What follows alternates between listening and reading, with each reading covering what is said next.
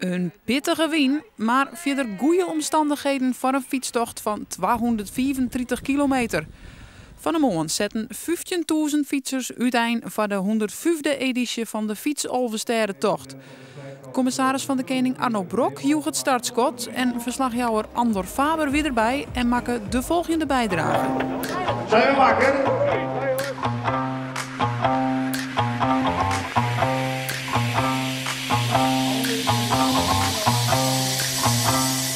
Ik ga net zo lang slep, maar het is heel veel slagje.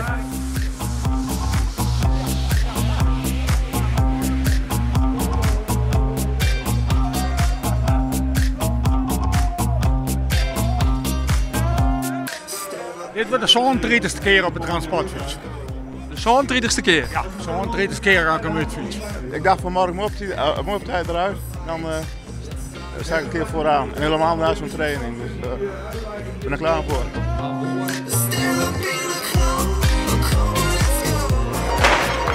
Dat was hem!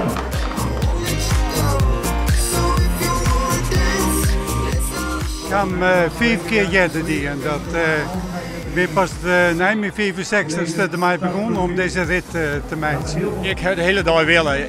Juist om die heen, geniet ervan en ze helpen me wel in. Maar en je krijgt zo'n commentaar van de toeschouwers en van de fietsers.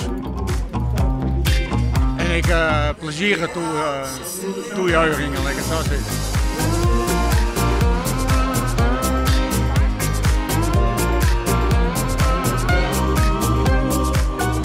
Het mooie Friesland bekend dat en de gezelligheid overal die aanwezig is. Dat is prachtig mooi. Dan hoop ik om een uur of 4 jaar of 6 die het een beetje weer binnen te werden.